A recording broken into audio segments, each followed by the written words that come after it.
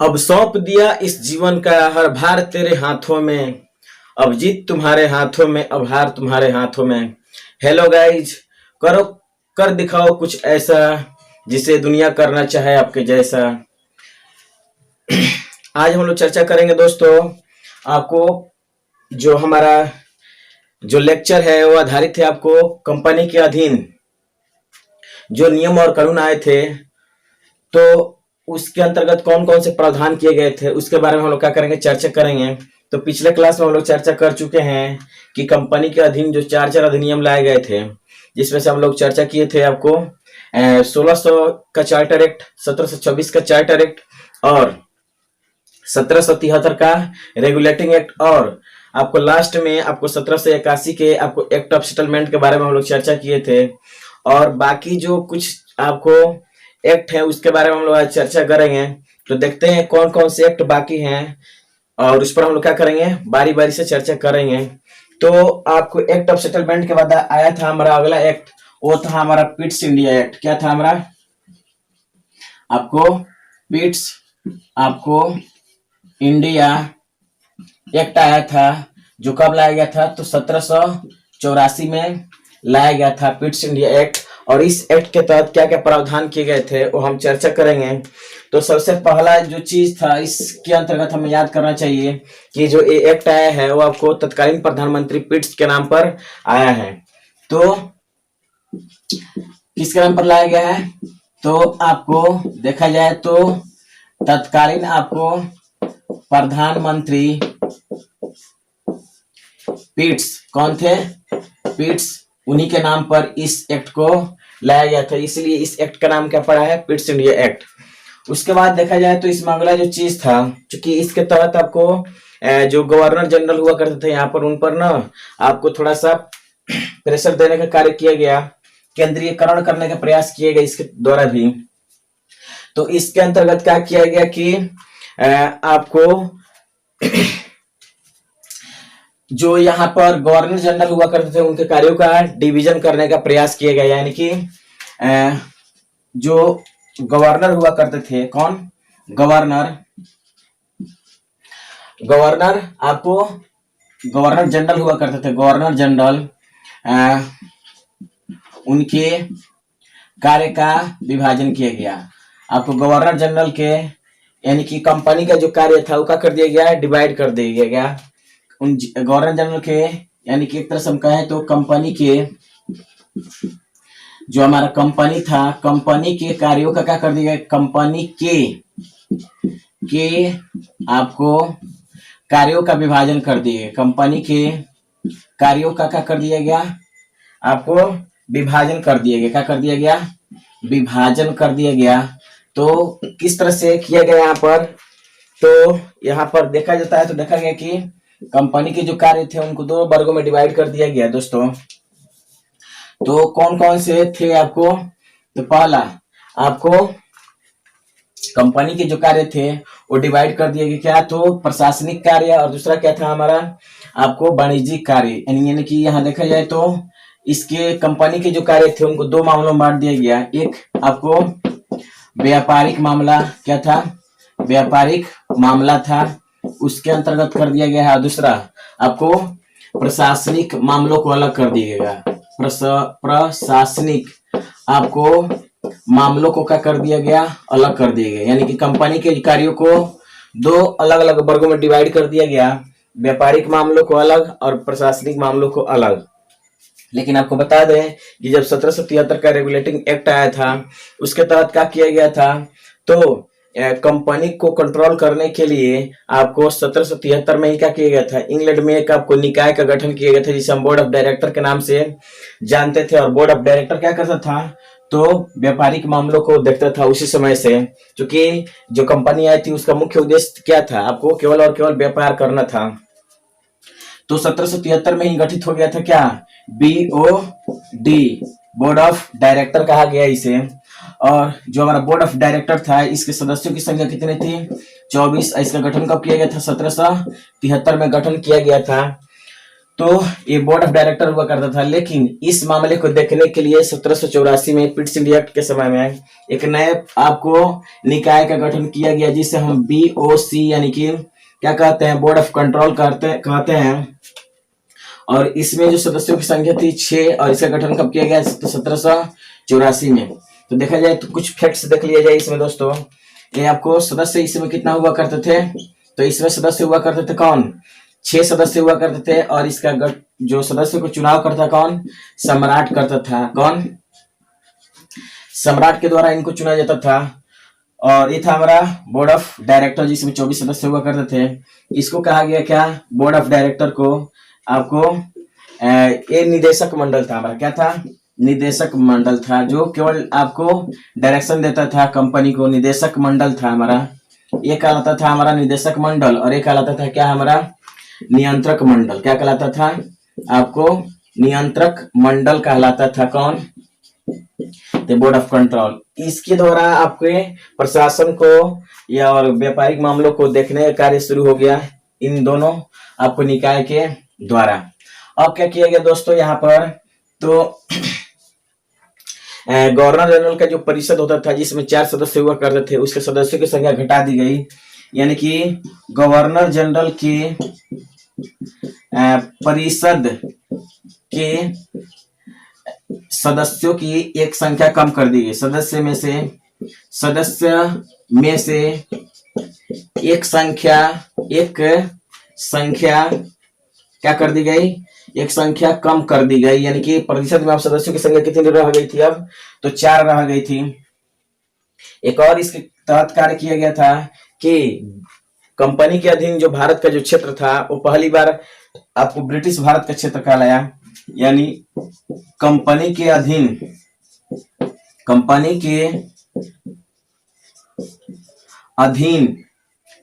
क्षेत्र, कंपनी के अधीन का क्षेत्र जो है वो आपको ब्रिटिश भारत का क्षेत्र, ब्रिटिश भारत का क्षेत्र कहलाया। ब्रिटिश भारत का आपको क्षेत्र कहलाया। और ये कब, तो पहली बार, यानी फर्स्ट टाइम ये आपको कहा जा रहा है क्या, तो ब्रिटिश भारत का क्षेत्र कहा गया।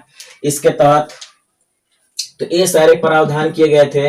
अब इसी कारण से चूंकि यहाँ पर मामलों को क्या कर दिया गया था, कार्यों को 2 भागों में डिवाइड कर दिया गया था, इसलिए कहा था यहाँ पर कि आपको द्वैध शासन का क्या हुआ था, आपको द्वैध शासन प्रणाली की विकास हुई थी। कब, तो द्वैध शासन प्रणाली, चूंकि ये जो हमारा व्यापारिक मामलों को और प्रशासनिक मामलों को डिवाइड कर दिया गया था, इसीलिए कहा जाता है कि यहाँ पर द्वैध शासन व्यवस्था का क्या हुआ था, द्वैध शासन प्रणाली का विकास, आपको विकास इसी एक्ट से माना जाता है। इसी एक्ट से आपको माना जाता है।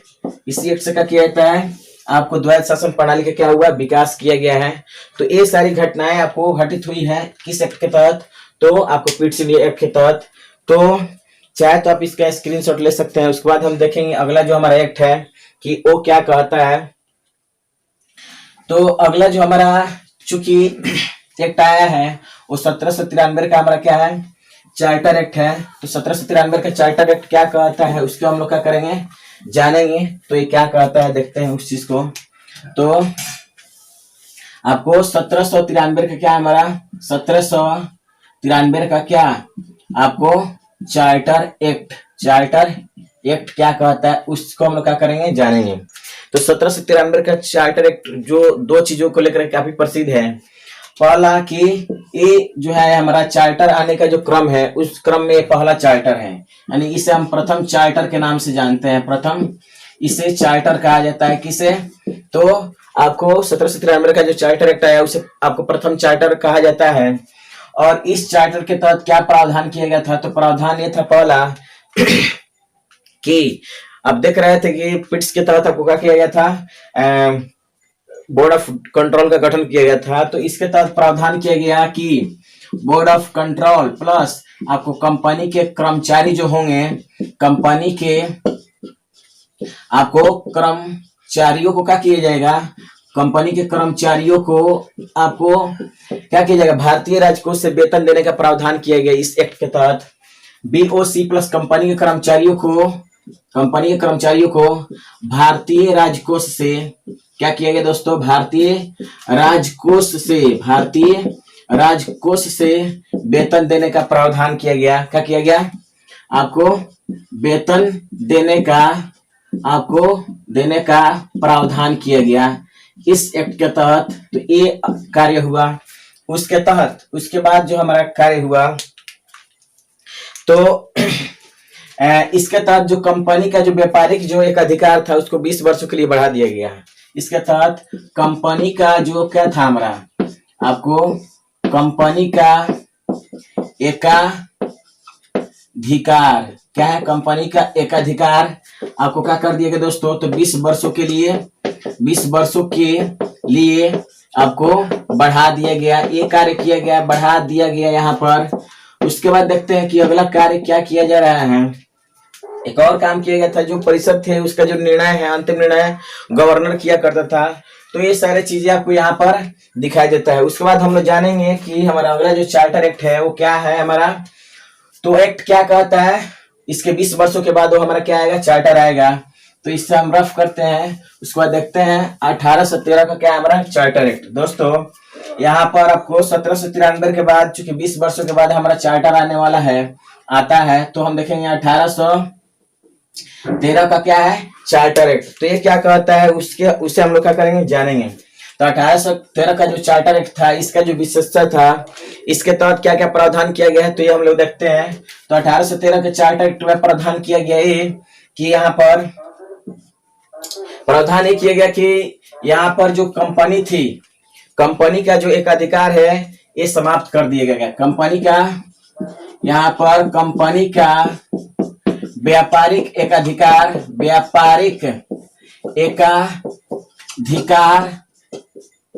समाप्त कर दिए गए। क्या कर दिया गया, व्यापारिक एकाधिकार क्या कर दिया गया, समाप्त कर आपको दिया गया। लेकिन यहाँ पर कुछ शर्तों के साथ किया गया।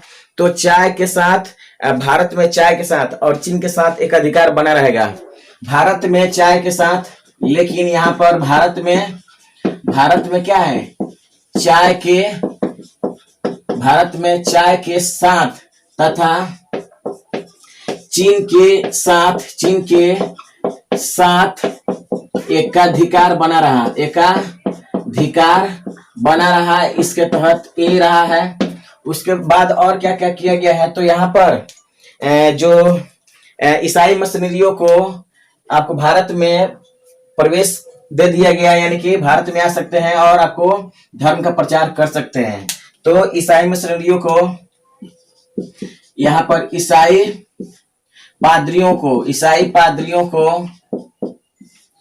पादरियों को धार्मिक प्रचार के लिए आपको अनुमति मिल गई। धार्मिक प्रचार की अनुमति मिल गई, जो पहले आपको नहीं मिली थी, लेकिन इसके तहत क्या हो गया, मिल गया। ये आपको कार्य किया गया 1813 के तहत।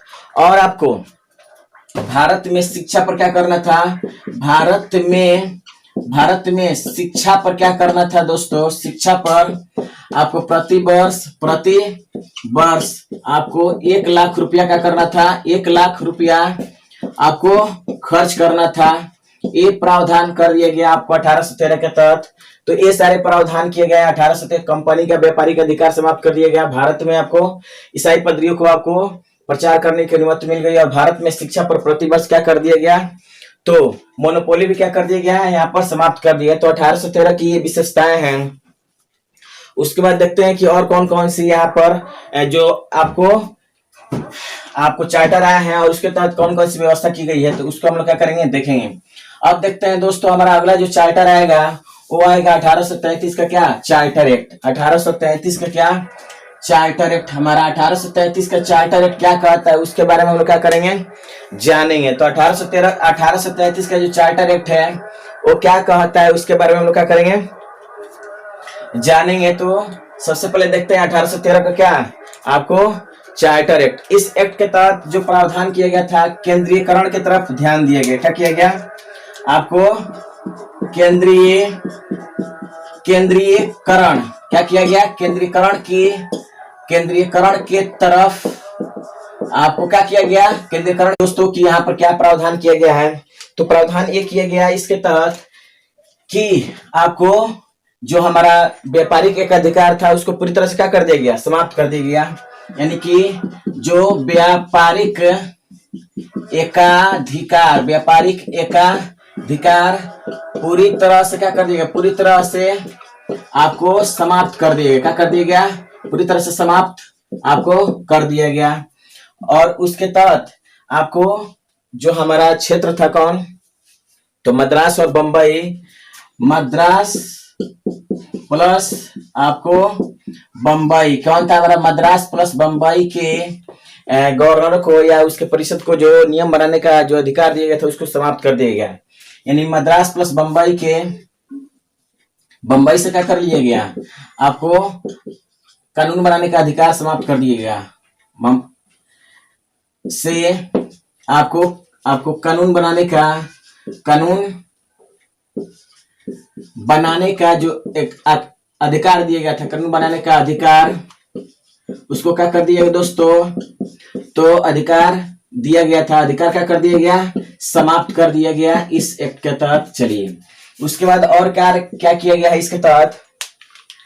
तो यहाँ पर क्या किया गया, पहला चीज देख रहे हैं कि आपको व्यापारिक का अधिकार समाप्त कर दिया जा रहा है। और क्या कार्य दिया गया, समाप्त कर आपको केवल अब प्रशासन करना था, केवल अब क्या करना था, तो प्रशासन करना था। क्या करना था, प्रशासन। तो दोस्तों आप जानते हैं कि जब प्रशासन करना होता तो उसके लिए कानून की आवश्यकता होती है। और दूसरा चीज कि मद्रास प्लस बंबई से आप कानून बनाने का अधिकार समाप्त कर दिए हैं, तो कानून बनाने की जो जिम्मेवारी है गवर्नर के पास ज्यादा आ गई है। तो यहाँ पर क्या किया गया, इसके तहत आपको यहाँ पर कानून बनाने के लिए क्या किया गया, एक विधि सदस्य को जोड़ा गया। किसमें, तो क्या किया गया, यहाँ पर गवर्नर जनरल के आपको परिषद में क्या किया गया दोस्तों, गवर्नर जनरल के परिषद में एक विधि सदस्य को क्या किया गया, एक विधि आपको सदस्य को क्या किया गया, विधि सदस्य के पद को, विधि सदस्य के आपको के पद को क्या किया गया, जोड़ा गया, इसके तहत जोड़ा गया। अच्छा ऐसा क्यों किया गया, तो कानून का संहिताकरण करना था, आपको कानून का वर्गीकरण करना था। तो कानून के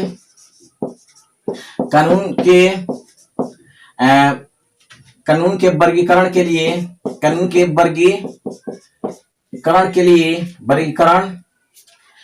लिए क्या करना था दोस्तों, तो कानून के वर्गीकरण के लिए आपको एक विधि आयोग का गठन किया गया।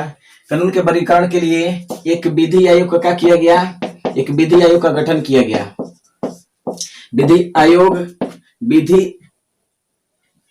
विधि आयोग का गठन किया गया। क्या किया गया, विधि आयोग का गठन किया गया। और इस आयोग का अध्यक्ष कौन बना, तो विधि आयोग के अध्यक्ष कौन बने, तो विधि आयोग के अध्यक्ष बने कौन, तो लॉर्ड मैकाले साहब बने। कौन बने, लॉर्ड मैकाले साहब बने क्या, विधि आयोग के क्या, तो अध्यक्ष बनाए गए। एक कार्य किया गया।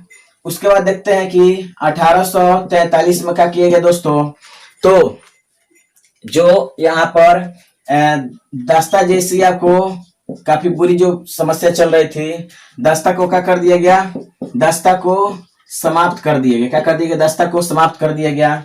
और धारा 87 के तहत क्या किया गया, धारा 87 के तहत क्या किया गया दोस्तों, आपको जो कंपनी हुआ करती थी, तो कंपनी में जो कर्मचारी हुआ करते थे उनके साथ किसी भी तरह का धर्म, वंश, मूल, जाति के आधार पर उनको अयोग्य नहीं ठहराया जाएगा। यानी कि धारा 87 के तहत कंपनी में कार्यरत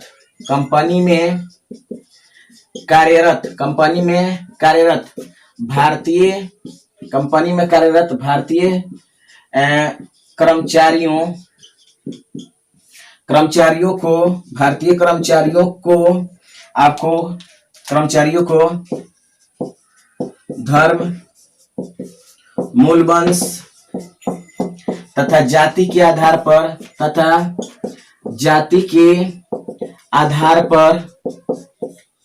क्या किया जाएगा, आधार पर अयोग्य नहीं ठहराया जाएगा, आधार पर अयोग्य नहीं माना जाएगा इन्हें। ये प्रावधान किया गया दोस्तों इस अधिनियम के तहत। और चूंकि अब कर्मचारी को चुनना था तो आपको सिविल सेवकों के लिए खुली प्रतियोगिता का आयोजन का प्रयास किया गया। क्या किया गया?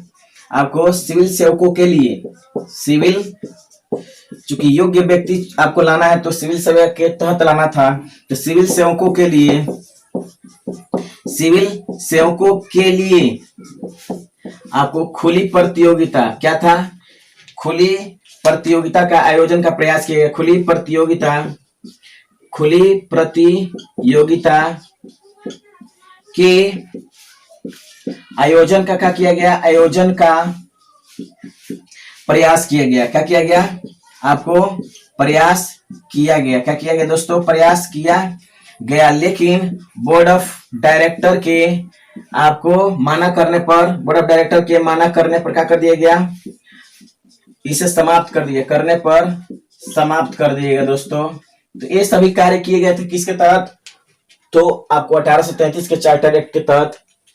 आप चाहें तो इसका स्क्रीनशॉट ले सकते हैं।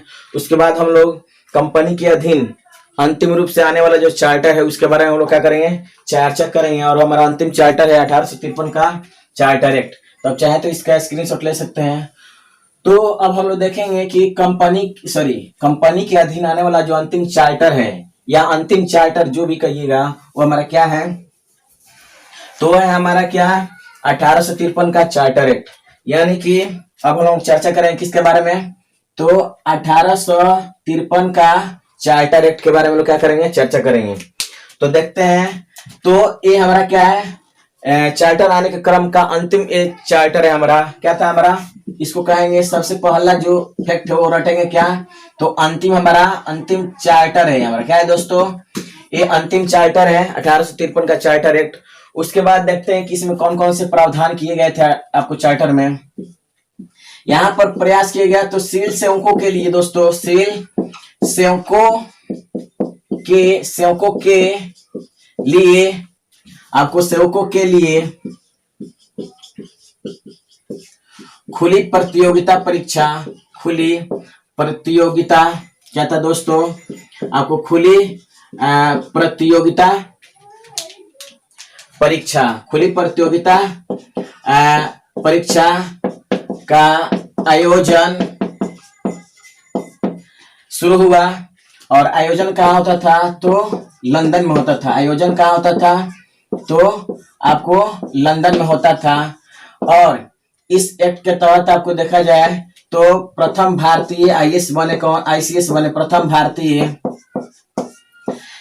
भारतीय आईसीएस कौन बने? किसके तहत? तो इस सिविल सर्विसेज के परीक्षा के तहत। तो वे थे हमारे सत्येंद्रनाथ टैगोर। कौन थे दोस्तों? सत्येंद्रनाथ टैगोर। ये प्रथम आपको आईसीएस बनने वाले थे, सत्येंद्रनाथ टैगोर थे। चलिए और क्या कार्य किया गया था दोस्तों? तो आपको यहाँ पर जो परिषद गवर्नर हुआ करते थे, चूंकि इनके काफी जिम्मेदारी बढ़ गई थी तो उनको क्या कर दिया गया कि आपको तो चूंकि 1833 के तहत तो क्या कर दिया गया? व्यापारिक एक अधिकार समाप्त कर दिया गया है।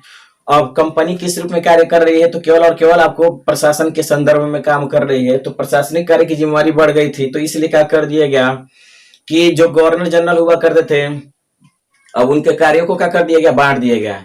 यानी विधायी कार्य अलग कर दिए गए और प्रशासनिक कार्य अलग कर दिए गए। यानी कि यहाँ पर कार्य का क्या किया गया?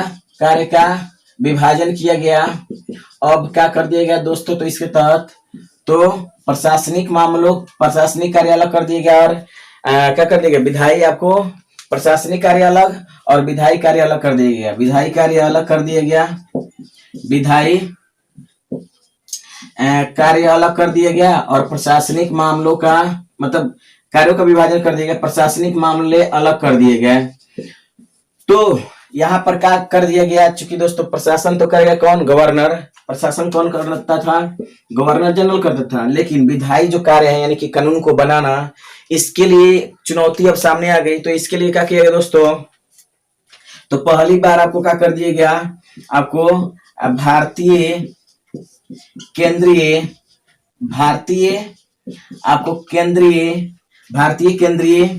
आपको परिषद का क्या कर दिया गया? परिषद का गठन किया गया। क्या किया गया? भारतीय केंद्रीय परिषद का क्या किया गया दोस्तों? गठन किया गया। और इसमें जो सदस्य थे वो कितने थे? 6 सदस्य हुआ करते थे। और ये 6 सदस्य आपको कहां से आते थे? तो 4 क्षेत्रों से आते थे। वो था हमारा क्या? आगरा था। क्या था? आगरा था।